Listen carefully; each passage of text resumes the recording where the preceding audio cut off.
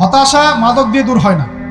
হতাশা দূর হবে, বলে দিব, তিনটা জিনিস, মাত্র তিনটা। কয়টা ভাই? এক, 5 ওয়াক্ত নামাজ। এক কি? নামাজে আপনি অজু করে সেজদা দেন, ইনশাল্লাহ আপনার মনে প্রশান্তি না আসলে আমাকে এসে বলেন যে আসে না। চোখের পানি, মনের আবেগ যা আছে আপনার ভিতরে, কষ্ট, দুঃখ, যন্ত্রণা, সব আল্লাহকে ঢেলে দিবেন ইনশাল্লাহ। নিজের আবেগ ধরে রাখবেন এখানে, আপনি আল্লাহর জন্য ঢেলে দিবেন। মানুষকে আবেগ দেখা কি লাভ? মানুষ আপনার চোখের পানির মর্ম বুঝবে? মানুষ কি মানুষের চোখের পানির মর্ম বুঝে? আপনার পিতা যদি মারা যায়, আমার কাছে এসে দোয়া চান কান্নাকাটি করে, আমি দোয়া করতে পারবো, কিন্তু আমি কিন্তু আপনার ফিলিংসটা বুঝতে পারবো না। আপনার অনুভূতি কে বুঝতে পারবেন? আল্লাহ পাক আপনার ঘাড়ের রগের চেয়েও কাছে আছেন। সুবহানাল্লাহ, সুবহান আল্লাহ পাক ঘাড়ের রগের চেয়ে কাছে আছে। গতকালকে বাংলাদেশের একজন বরেণ্য আলেমের সাথে একটা কনফারেন্সে ছিলাম। উনি বলছিলেন যে এক ব্যক্তি, এটা শোনেন, এক ব্যক্তি খুব তার শখ যে তিনি সাহাবীদের মতো নামাজ পড়া শিখবেন। কথা বুঝতে পারছেন? সাহাবীদের মতো নামাজ শিখবেন। তো একজন বরেণ্য আলেমের কাছে এসেছেন, এসে বলছেন যে আমাকে সাহাবীদের মতো নামাজ শিখিয়ে দেন। তখন সেই আলেম আরেকজন আলেমের সন্ধান দিয়েছেন, যে তুমি তার কাছে যাও, তিনি শেখাবেন। তো সেই ব্যক্তি একটু অবাক হয়েছেন, কারণ যাকে প্রশ্ন করেছিলেন তিনি অনেক বড় মুহাদ্দিস, আর যার কাছে পাঠানো হচ্ছে তিনি অত বড় মুহাদ্দিস নন, কিন্তু আবেদ, আমল করেন। তাকে গিয়ে বলছেন উনি আমাকে পাঠিয়েছেন সাহাবীওয়ালা নামাজ শিখিয়ে দেন। তখন তিনি বলছেন ঠিক আছে, সুন্দর করে অজু করে আসো, সুন্দর করে অজু করে আসো। অজু করার সময় খালি খেয়াল রাখবা যে আমি অজু করছি শুধু আল্লাহর সন্তুষ্টির জন্য। কি খেয়াল রাখবেন? অজু করছি শুধু আল্লাহকে রাজি খুশি করার জন্য অজু করছে, আর কোনো উদ্দেশ্য নাই আমার। অজু করতে যাচ্ছে, তিনি আবার বলছেন দাঁড়াও, শুধু আল্লাহকে রাজি খুশি করার জন্য অজু করো। আবার শুরু করছেন, আবার বলছেন শোনো, শুধু আল্লাহকে রাজি খুশি করার জন্য অজু করো। এভাবে বলতেই আছেন। নামাজে দাঁড়িয়েছেন, দাঁড়ানোর আগে বলছেন শোনো, শুধু আল্লাহকে রাজি খুশি করার জন্য নামাজ পড়ো। বলতেই আছেন। এক পর্যায়ে সে ব্যক্তি নামাজ শুরু করলো। নামাজে মনোযোগ এদিক ওদিকে যায়, আর তার মাথায় এটা আসে, এই শুধু আল্লাহকে রাজি খুশি করার জন্য আমাকে নামাজ পড়তে হবে, শুধু আল্লাহকে রাজি খুশি করার জন্য নামাজ পড়তে হবে। এই চিন্তা তার মনের মধ্যে ঘুরপাক খাচ্ছে। এভাবে নামাজটা সে শেষ করে চিন্তা করছে যে নামাজ তো পুরোপুরি মনোযোগ দিতে পারলাম না। বারবার মাথার মধ্যে এরকম চিন্তা আসছে, আল্লাহ আমাকে তুমি মাফ করে দাও, নামাজটা আমার মনে হলো না ঠিক মতো। তখন সে ফিরে এসে সে ওস্তাদকে বলছেন আমার তো নামাজ এরকম করে পড়লাম, কিন্তু শেষমেশ মনে হলো যে নামাজটা হয়তো কবুল হয় নাই, আল্লাহর কাছে খুব মাফ চাইলাম, আল্লাহ আমাকে মাফ করে দাও, নামাজটা মনে হলো না। তখন সেই যে প্রথম ব্যক্তি যিনি পাঠিয়েছেন তিনি বলছেন এটাই হলো সাহাবীওয়ালা নামাজ। তারা আল্লাহকে রাজি খুশি করার জন্য নামাজ পড়তেন, নামাজ শেষ করে আল্লাহর কাছে ইস্তেগফার করতেন, আল্লাহ কিছুই হলো না। আমার কথা কি বুঝতে পারছেন? অতএব আল্লাহকে রাজি খুশি করার জন্যে আপনি আপনার আবেগ, আপনার ইবাদত সব ঢেলে দিবেন ইনশাআল্লাহ। অন্য কারো কাছে কিছু পাওয়ার আশা করব। আমাকে আল্লাহ পাঠিয়েছেন দুনিয়াতে নামাজ পড়তে, রোজা রাখতে, দিনের প্রচার করতে, দিনের জ্ঞান অর্জন করতে, এই তো। তা আমি একজন মেয়ের জন্য জীবন নষ্ট করে দিব কেন? আমি তাহলে আল্লাহর কাছে কি মুখ দেখাবো, আর নবীর কাছে কি মুখ দেখাবো? ওখানে গিয়ে বলবো আল্লাহ আমি আমার অমুক প্রেমিকার জন্য আশেক হয়ে একদম জীবন দিয়ে দিয়েছি, আত্মহত্যা করেছি। গেছে ভাই, যাইতে দেন। যে ব্যক্তি আপনার অবস্থানকে মূল্যায়ন করে নাই, সে আপনার যোগ্য ছিল না। এখন আপনি কি করবেন? নিজের অবস্থান উন্নত করেন, আপনার পিছনে লাইন ধরে ঘুরবে ইনশাআল্লাহ। এটাই বাস্তবতা। দুনিয়া খুব খারাপ জিনিস। মানুষের অবস্থানকে মূল্যায়ন করে, মানুষের অবস্থানকেই মূল্যায়ন করে, কিন্তু আল্লাহ রাব্বুল আলামিন আপনাকে সর্বাবস্থায় ভালোবাসেন। আলহামদুলিল্লাহ। এই যে আমরা এখন অনেক পাপ করছি না, আল্লাহ কি আমাদেরকে আযাব দিয়ে ধ্বংস করে দিয়েছেন? আল্লাহ পাক এখনো আমাদেরকে ভালোবাসেন, রহম করেন, আল্লাহ পাক অপেক্ষা করছেন কখন তওবা করবে, আমি তওবা কবুল করব। এই কখন আমার বান্দা খালি একবার বলে আস্তাগফিরুল্লাহ, আল্লাহ পাক সাথে সাথে মাফ করে দেবেন ইনশাআল্লাহ। আর সেই আল্লাহকে ভুলে আপনি কার পিছনে ছুটছেন? আমরা কিন্তু নিয়াত করতে পারি ভাই যে আমরা যারা ওয়াজ শুনলাম জীবনে কোনোদিন সিগারেটে হাত দিব না ইনশাআল্লাহ। রাজি আছি ভাই? অন্য বড় বড় জিনিস তো বহুত দূরের কথা। আচ্ছা, অনেকে রাজি হয় নাই কেন? আপনারা কি অলরেডি আসক্ত? আমি অনেক ভাইকে দেখেছি মাশাআল্লাহ ইফতার খুলেই একদম বেনসন টানা শুরু করে। হ্যাঁ, এটা যে হারাম আপনাদের কেউ ওয়াজ করে শোনায় নাই? এটাকে কি মনে করেন আপনারা, হারাম না হালাল? কেউ বলেছে মাকরু, নাকি মাকরু ফতোয়া দিয়েছে? মাকরুহ শব্দের অর্থ জানেন আপনি? মাকরুহ শব্দের অর্থ কি একটু শোনেন। সূরা বনী ইসরাঈল খুলবেন। কোন সূরা? সূরা বনী ইসরাঈল আল্লাহ পাক বলছেন, আমি বনু ইসরাঈলকে এই কাজগুলো করতে নিষেধ করেছিলাম। কোন কোন কাজ? জেনা করো না, জেনার ধার কাছে যেও না, এতিমের মাল আত্মসাৎ করো না, শিরিক করো না ইত্যাদি। যারা আলেম আছেন তারা আমার কথা বুঝবেন। এই কাজগুলোর পরে আল্লাহ পাক বলছেন যে এই প্রত্যেকটা কাজ আল্লাহর কাছে মাকরুহ, অপছন্দের। কিসের? অপছন্দ। আর এটাকে আপনি সহজ মনে করছেন? নিয়াত করি আল্লাহ পাকের সন্তুষ্টির জন্য আমরা কোনোদিনও মাদকের সাথে সম্পৃক্ত হব না ইনশাআল্লাহ। আর বিশ্বাস করেন, শুধুমাত্র মাদকদ্রব্য নিয়ন্ত্রণ অধিদপ্তর এই আইন কানুন এগুলো দিয়ে, জরিমানা দিয়ে মানুষকে মাদক ছাড়ানো যাচ্ছে না, যাবে না। কেন যাবে না এটা আপনারা খুব ভালো করেই জানেন, আমি বলতে চাচ্ছি না। অনেক সময় মাদক বিরোধী কনসার্ট করে মানুষ, মাদক বিরোধী কনসার্টে ওঠার আগে এক বোতল ডাইল খেয়ে আসে আগে। এগুলো কি বাস্তব কথা বলছি না অবাস্তব কথা বলছি? আমাদের যুবক ভাইরা কোশ্চিনকালেও মাদকের ধার কাছে যাবেন না ইনশাআল্লাহ। একটা হাদিস খালি মনে রাখেন, এই হাদিসটা মনে রাখেন। নবী সাল্লাল্লাহু আলাইহি ওয়াসাল্লাম বলেছেন, কেউ যদি মাদকদ্রব্য সেবন করে তার 40 দিনের নামাজ কবুল হবে না। সিগারেট একটা খেয়েছি, 40 দিন নামাজ নাই। এরপর যদি সে তওবা করে আল্লাহ মাফ করে দিবেন। আবার যদি মাদক খায় আবার 40 দিন কবুল হবে না। যদি আবার তওবা করে আল্লাহ মাফ করে দিবেন।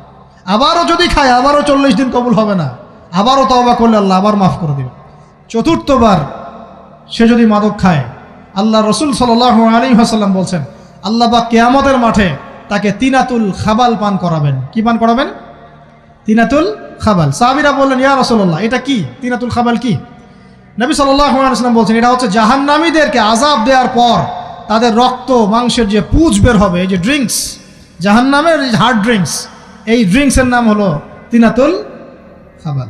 আল্লাহ পাক আমাদের সবাইকে মাদক থেকে বাঁচিয়ে রাখেন। আমল হচ্ছে কোরআন তেলাওয়াত। যে ব্যক্তি কোরআন তেলাওয়াত করতে পারে নিয়মিত, তার মনের মধ্যে এই হতাশা, এই ভীরুতা, এই কাপুরুষতা কিচ্ছু আসবে না ইনশাআল্লাহ। আমি গ্যারান্টি দিচ্ছি আপনাকে, হতাশা আসবেই না আপনার মনে যদি আপনি কোরআন বুঝতে পারেন।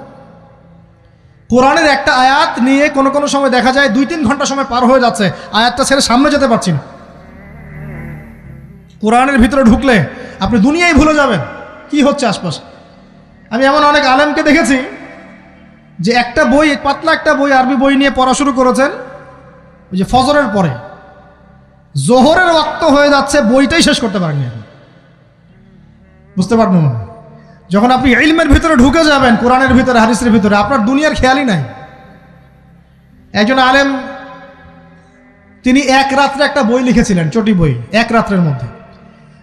বলা হচ্ছে, তার সম্পর্কে বলা হচ্ছে যে রাতের খাবার তাকে দেয়া হয়েছে যে আপনি এটা খেয়ে নেন। তো সে খাবারটা পাশেই আছে,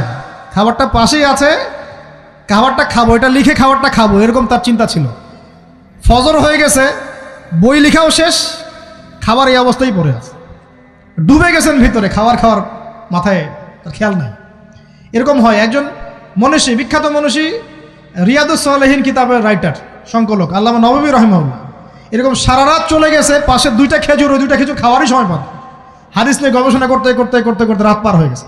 আমি বলতে চাচ্ছি, যখন ইলমের ভিতরে, কোরআন হাদিসের ভিতরে ঢুকে যাবেন, আপনার দুনিয়ার খেয়াল আপনার চলে যাবে ইনশাআল্লাহ।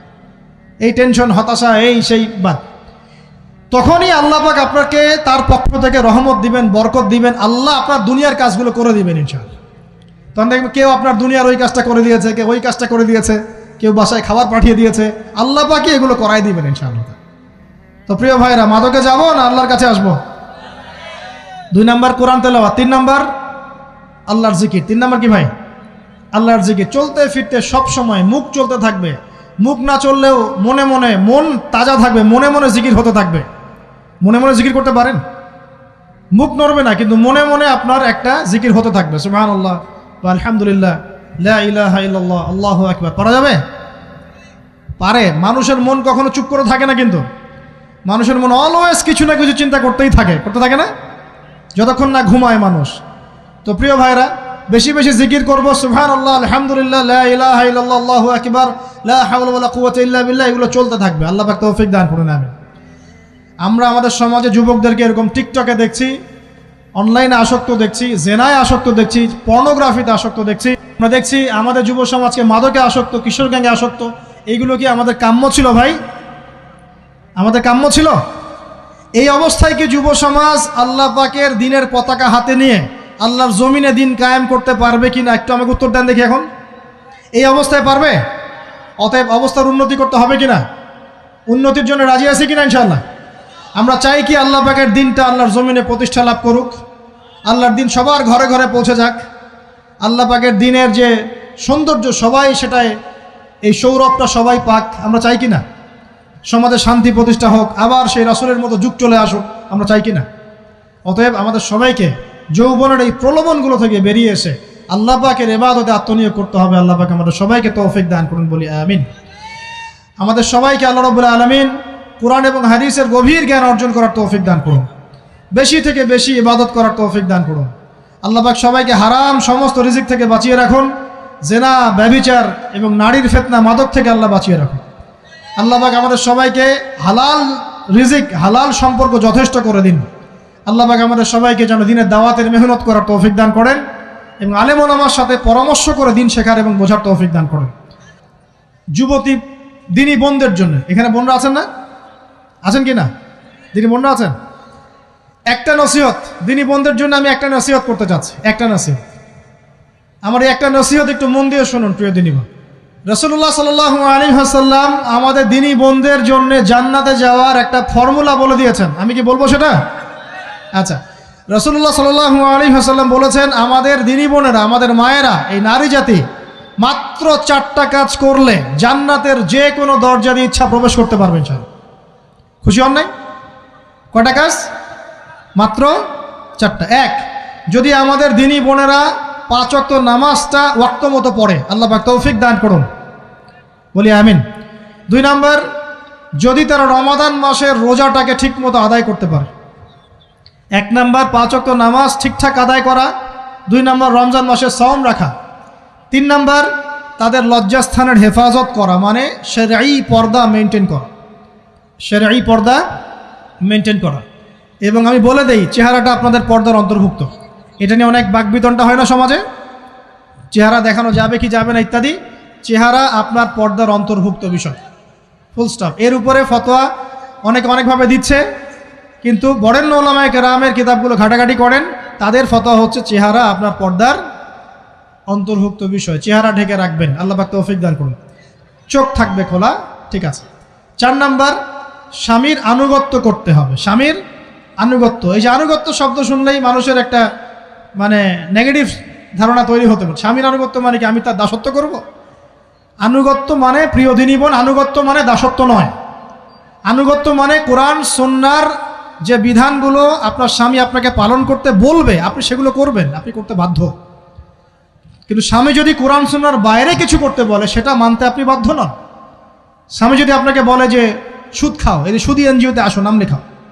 স্বামী যদি আপনাকে বলে যে আসো বেপর্দায় বাইরে যাই, সাজুগুজু করে বের হও, চলো ঘুরে আসে বেপর্দায়। স্বামী যদি বলে দেবরকে একটু খাবারটা দিয়ে আসো, আমার অফিসের কলিগ আসছে, খাবার পরিবেশন করো, আসো ডাইনিংয়ে আসো। এই যে হারাম কাজ, বেপর্দার আদেশ করছে, সুদের আদেশ করছে, আপনি সেগুলো পালন করবেন না। কিন্তু হালাল বৈধ যে কোনো বিষয় আপনি স্বামীর আনুগত্য করবেন, এটা আপনার উপর ফরজ। এই 4টা কাজ যদি আপনি করতে পারেন, জান্নাতের যে কোনো দরজা দিয়ে ইচ্ছা আপনি প্রবেশ করতে পারবেন ইনশাআল্লাহ। আল্লাহ পাক আমাদের দিনী বোনদেরকে এই 4টা কাজ করার তৌফিক দান করুন। আমাদের সবাইকে আল্লাহ পাক জান্নাতের জন্য কবুল করুন, বলি আমিন।